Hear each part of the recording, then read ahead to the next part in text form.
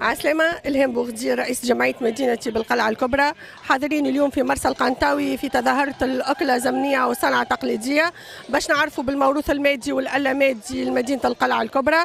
حاضرين بالشباب لابسين لبسة الجدود، حرصنا على تراثنا باش ما يندثرش. شاركنا كذلك، شاركنا معنا الحرفيات والحرفيين بالقلعة الكبرى، وإن شاء الله ديما موجودين لإحياء التراث وموروثنا التقليدي.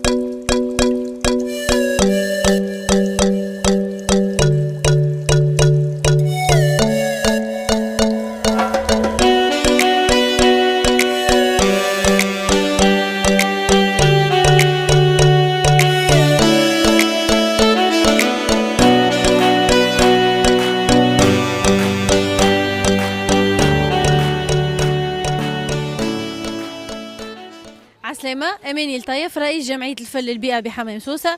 دونك اليوم نشاركوا في تظاهرة الماكلة الزمنية واللبسة التقليدية باش نعرفوا حمام سوسة. كما تشوفوا هذه اللبسة التقليدية متاعنا، التخليلة اللي تلبسها، التخليل العربي اللي تلبسها العروسة. دونك الصوم متاعنا باش تلقاو فيه اللبسة التقليدية من تخليلة العروسة، الفوطة، المنشف، الفوطة المطروزة، وتلقاو زاده شوية الحاجات اللي كنا نستعملوهم قبل كيما القرداش، المغزل، وعندنا الماكله التقليديه زاده الزمنيه نتاع حمام سوسه. دونك تلقاو القوالب، الخبز الصابونه، زيت زيتونه، الزيتون، وعندنا شكشوكه الحماميه. اليوم اول مره جمعيه الفل تشارك في تظاهره كيما هكا.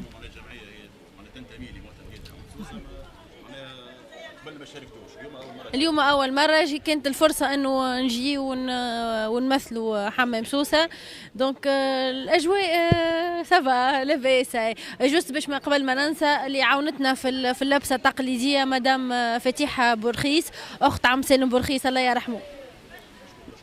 دونك نشكر اللي شاركوا، اللي موجودين اليوم معنا الكل، واللي يشاركوا. عندنا زاده ديغوستاسيون، واللي يحب يشري البسايس زاده نتاع حمام سوسه والبسايس الزمنيه موجودين مع مدام رجاء سليمان. ومرحبا بكم الناس الكل، ونص نهار ونص ملتقانا في الديغوستاسيون. مرحبا.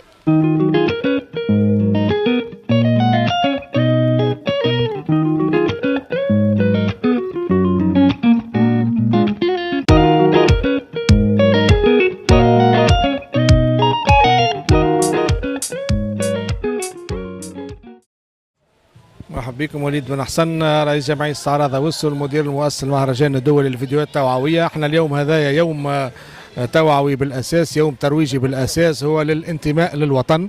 الماكله الزمنيه واللبسه التقليديه، هو الواحد يحب الاصل نتاعو وياكل الماكله معناتها الزمنيه نشتهيوها الناس الكل، اللي هي ولات معناتها قليله. وحاجه مهمه انه باش نروجوا منها للعالم، باش نروجوا لها للعالم ويشوفوا كيفاش معناتها الماكله الزمنيه وكيف اللبسه التقليديه. ومن اهم الحاجات هذه اللي نخدموا عليها انه كما قلنا الانتماء الوطن، لانه باش غدوه نشوفوا بلادنا خير.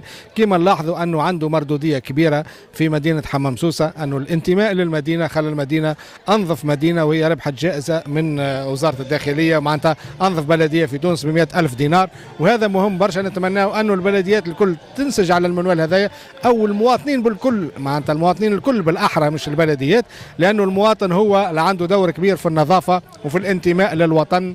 وهذيك هي جمعيه استعراض وسو عندها مساهمه كبيره في التنظيم، في التنشيط، في توفير المعدات. انه بالاحرى ممكن شركه اي لو فيفانت اللي هي الشركه الراجعه لنا احنا معناتها اللي عندها وفرت المعدات.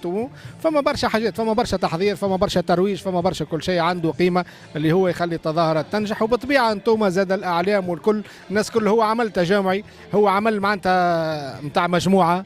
وكي عملنا في اليوم الدولي للسياحه كان لاقى رواج كبير واحد وكذا. حبينا النهار هذا يقعد يتعاود كل عام بالتعاون مع سي المولدي، وهو الأحرص باش يكون النهار هذا نهار منفرد، وباش يولي كل عام نفس العمليه يعاود الترويج. وهذايا معناتها ان شاء الله تونس غدوه خير برجالها ونساها، هذا هو المهم.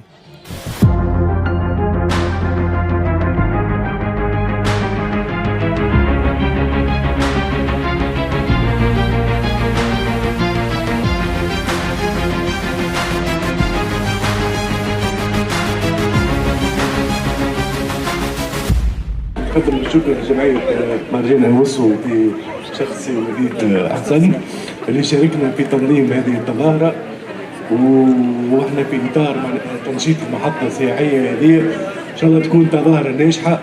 مرحبا بالأخوين الكل، ونحب نشكر جمعية الكل المساهمة في اليوم هذا.